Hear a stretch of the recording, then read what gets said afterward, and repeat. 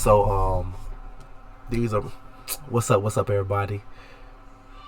I'm here to just talk football right now. Here to talk about the Colts. Let's go, let's get it, and let's talk about the trade that happened today with Carson Wentz. And well, that was a big deal today. That was a big deal. I think the trade was pretty decent. I think it was a good trade. We got a 2/3, a third this year, and a third next year. That could be a second. So, with that being said, I'm trying to let the camera get some clarity. It's still out of focus. But with that being said, I think it was a good trade. I think good things can happen with this trade. It gives us the flexibility to move up. And what we need right now is just true flexibility to go find a quarterback. But in the meantime, no matter who we're trying to get, if we're trying to get Garoppolo, if we're trying to get Oakland quarterback, Derek Carr, we're trying to get Derek Carr. Is that Derek Carr? I was getting confused. Carr. Yeah, Derek Carr and his brother David. So, yeah, we're trying to get Derek Carr. Who are we trying to get? Hey, I just wish we make some moves. But at the end of the day, and there's something that, Chris Ballard, what he got? Yeah, Chris. Yeah, what he got to do is, I don't know, I'm having a whole bunch of brain farts right now. But what he got to do right now is, man, we got to get some receivers. And that's the main thing. No matter who we get, we got to get some receivers. We got to have somebody who the quarterback can throw the ball to. We just lost Jack Doyle. He retired. And the organization won't say it, but I'm pretty sure that they're pretty excited that he did retire because he was past his prime. He really wasn't productive for us in the passing game. He made crucial catches, but the ability to separate as a tight end in today's NFL, that is very key. And he knew how to get open. That's one thing. 3rd and 5. He knew how to get open for. But, we on the 1st and 10. Seam right down the middle. That wasn't his bread and butter. And T.Y. Hilton, he had an off year. He was hurt. So, that's all right. Paris Campbell, his inability to stay healthy. That's his only flaw. It's his inability to stay healthy. And he just had bad luck. He truly had bad luck. And I wish that Chris Ballard would just make some moves and get a receiver. Now, everybody's saying that what we should do is, we should grab Amari Cooper. I'm not quite sure on that. Because he's Michael Pittman. That's what we are having at Michael Pittman. But I'm saying if we do get him, that'll be great. I'm saying it'll be all right. But I don't want it to be like a 4-year deal. I would make it like a 2-year deal, 2-year, $35 to $40 million. Let's pay him his money to get him. But if we do that, I would definitely want T.Y. Hilton and Paris Campbell to compete for that third spot. And we got to be honest, they're going to be like 3A, 3B. So T.Y. will be great as a slot receiver right now. And then, if we have to, if we can go 4 wide with Paris Campbell, on in the opposite slot, or even outside, that'd be great also. So, but in the meantime, I would love for the Colts to just go out here and make some moves. Get a receiver or two, a tight end. But no matter what quarterback we get, and I was a Wentz fan. Even when I guess it wasn't his play on the field of why he got let go, why we coach wanted to get rid of him. I think that was minor. That was just so minuscule. I think it was locker room leadership. And it's one scene that I didn't like with Carson Wentz, and everybody looks over this scene. I forgot which game it was. It was the Tampa game. It was either the Tampa game or the Arizona game. I forgot what game it was. I got to go back and look at Hard Knocks. But he threw the pick. And after he threw the pick, he went back to Frank Wright and was like, I'm all right. I can get past that. Now, if you're a good quarterback, you shouldn't have to tell your head coach. Like, if you're a mentally good quarterback, you should have to tell your head coach that you're all right. You know, that's something so small. Your coach just already had that belief that you over it. It's one play. You made the mistake, and it's on to the next play. Now, he didn't have it. Like, that's something that I didn't like. But if he had weapons, and every quarterback needs somebody to throw the ball to. Like, everybody needs someone to throw the ball to. So, and my thing is, Carson Wentz didn't have that this year. We only had one receiver over, 400 yards? Come on. So, when you have 3, 4, 5 receivers on your roster, only one makes it past 500 yards. And Michael Pittman was a 1,000-yard receiver. But just look at this. With his stats right now, you know, this is the what if game, but it's the what if he was on as the third wideout on Cincinnati Bengals, he would have been their third leading receiver. He would still have been behind T. Higgins. I'm not talking about talent wise. I'm not talking about that. It's just he would have been the third receiver on the Bengals, and our second receiver behind him had 400 something yards. That's crazy to me. That is truly insane. So what we got to do is we do have to get whoever our quarterback is, whoever it is, a draft pick, a drafted quarterback, traded for a quarterback, signed quarterback. And personally, I would love to see Jameis Winston come here. I think that'll be huge. I think because he's still young. He's been in the league about 5 years, 5-6 years. So he's still, I'm not going to say he's young, but he still has time. But I think in the right circumstances, he can be very productive. He wasn't like wowing anybody with the Saints last year, but it was something new for him. And I think when he was a backup for 1 year, but then he got hurt. But he was still putting them numbers, and he still had them in positions to win the game. And as a quarterback, that's what you got to do the most is put your team in position to win the games.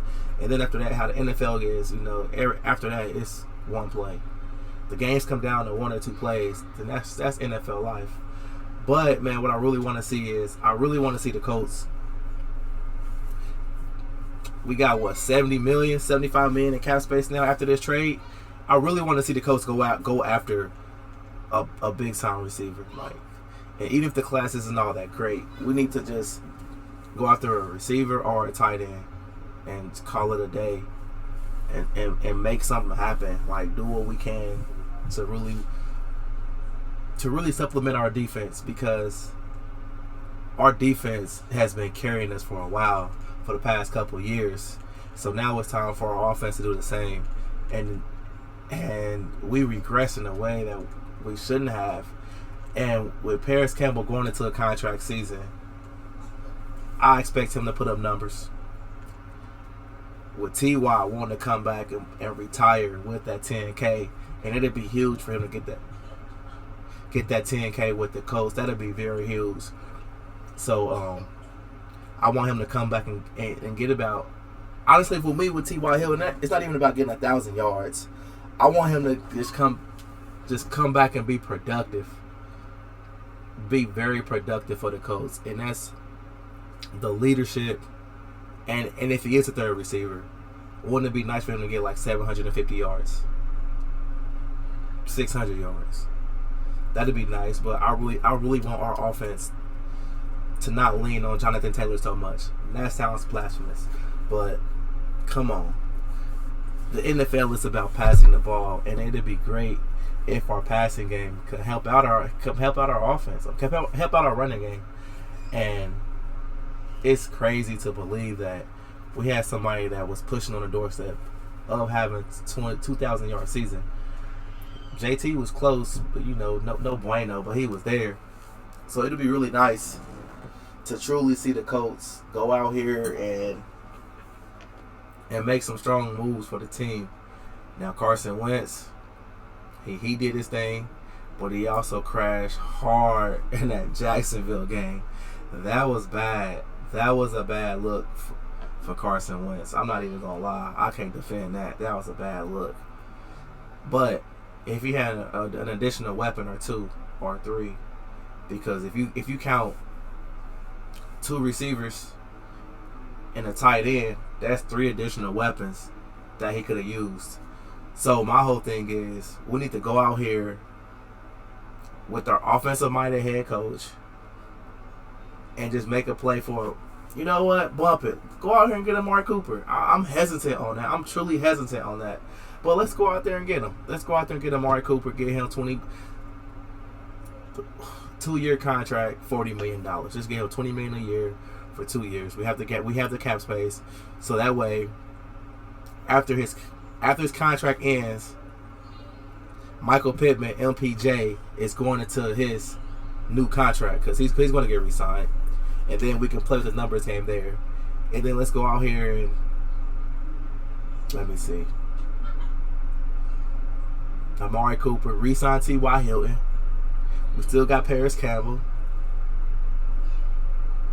I would do a nice tight end.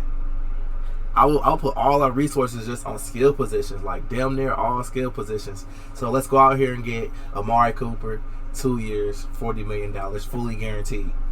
We got the money. Fully guaranteed the contract. $20 million. Bam, bam. Hey, all right, let's do $20 million, 35 guaranteed.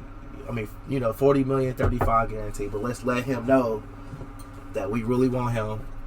Team him up with MPJ.